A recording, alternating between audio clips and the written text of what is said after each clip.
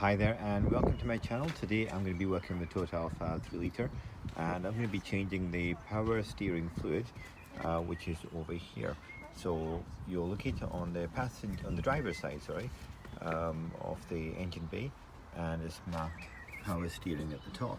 Now the fluid you're going to use to replace this is the same as the transmission fluid, so that's the Dextron type ATF, which you can buy from Toyota, or you can buy an aftermarket one as well.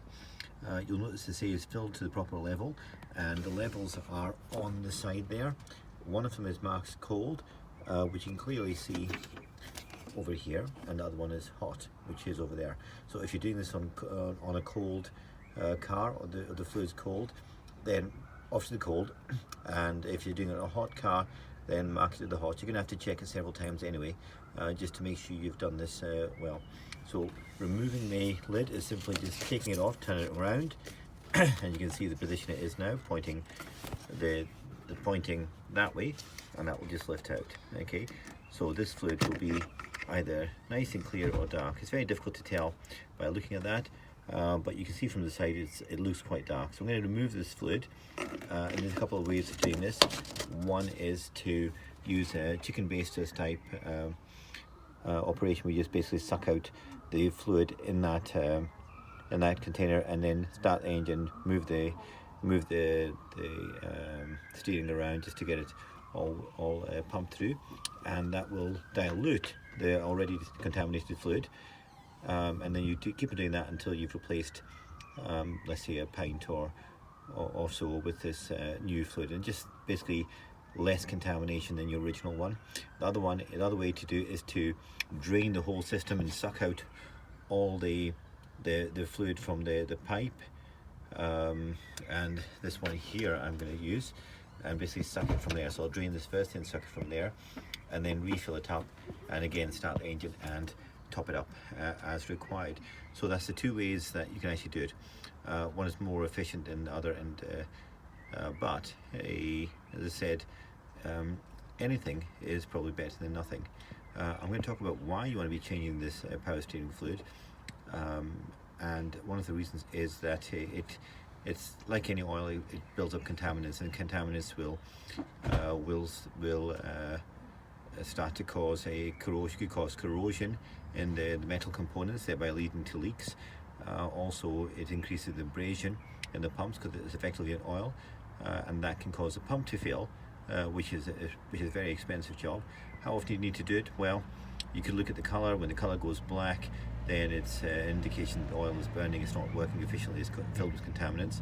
Or you can just set it into a routine of every 2 years or so, and just replace it as and when. Will you notice any difference to this? Well, you should notice less whining. If there's any whining in the car, there should be less whining, and you should notice a smoother turning of the steering if your steering fluid was starting to fail. Either way, it's a good idea to know how to actually replace the fluid, and so I'm going to be showing you how to do that very shortly. What I'm using here is just a vacuum pump. You pull it up and it will suck all the oil into this barrel. You can get this from any shop, any DIY centre may have this as well. So we're going to unplug this, open it up, I'll pop it on there, and as per usual, always wear gloves with this, etc.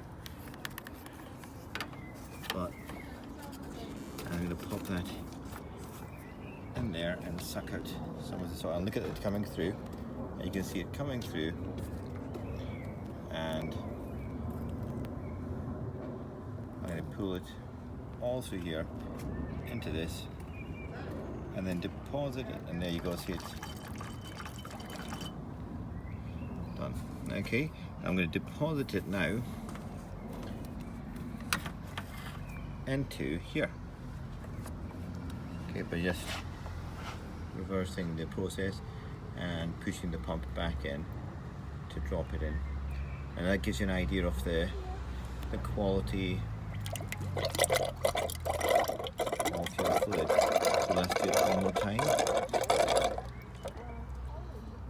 Okay, there we go.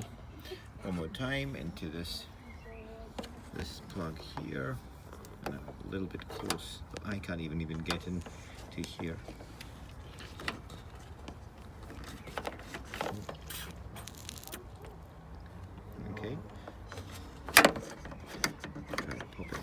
down, and off we go again. Just try to clean up the oil, as much of it as possible.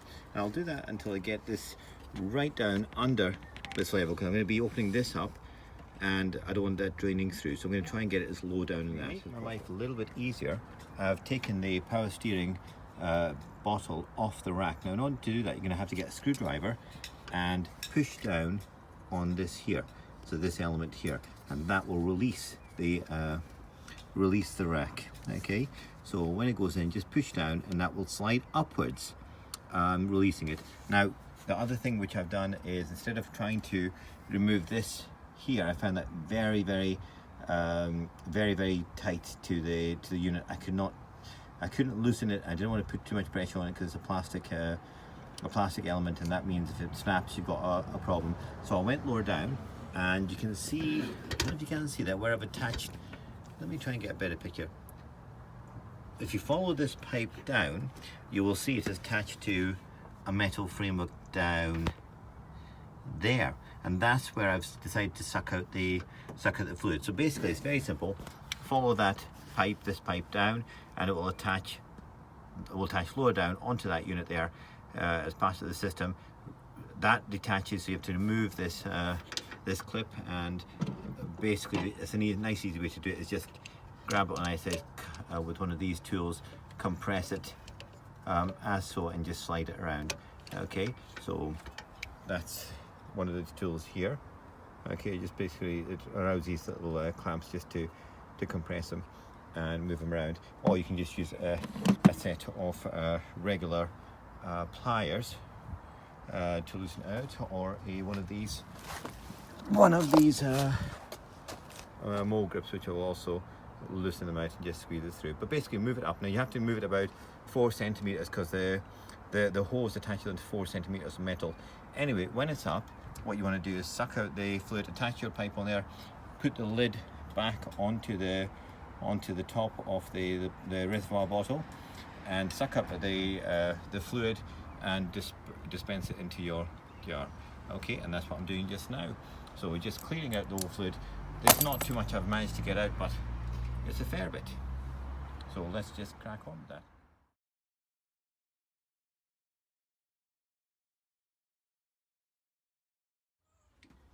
Hi there, and here we go. This is the fluid that I use, which is the manual ATF multi-vehicle fluid, which is Type 4 Toyota approved, and it's a lot cheaper than Toyota. Again, it's not going to be the spec of Toyota, but if you're looking for a cheaper alternative, then this is the one I've used in the gearbox as well, on the 3 litre.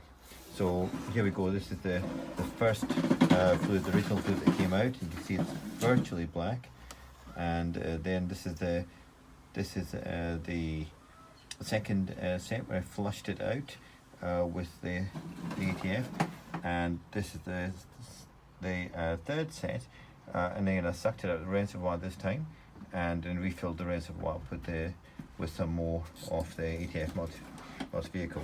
I then ran the car, just start the engine off, and just let it run for about a minute or two without turning the steering wheel, and then turn the steering wheel left and right just to get rid of the wine that appears and just disappears quite quickly, and then took it around the block a few times and just allowed the air bubbles to come up, topped it up again, and I'm just leaving it to sit down there, and when it's cool, I'll just make sure that I'm at the right level of the fluid again, and just keep an eye on it. I'm just driving with the windows open just to listen to make sure there's no wine. I hope that was useful. If I was going to do this again, I would probably just use the baster method, which is just suck it out from the top of the reservoir using a turkey baster, and just replace it with the ATF multi-fuel. Why? Because it's a lot less hassle, a lot quicker, and I think you'll probably just get a similar kind of result on a 20-year-old car. I think you're going to get a similar result, and I think that you'll probably find it's going to do you quite well. Things will, I think that will survive it quite nicely. I hope that was useful, but that's the way I would do it. I'm not a professional mechanic, so bear that in mind, and do look at other people's videos as well.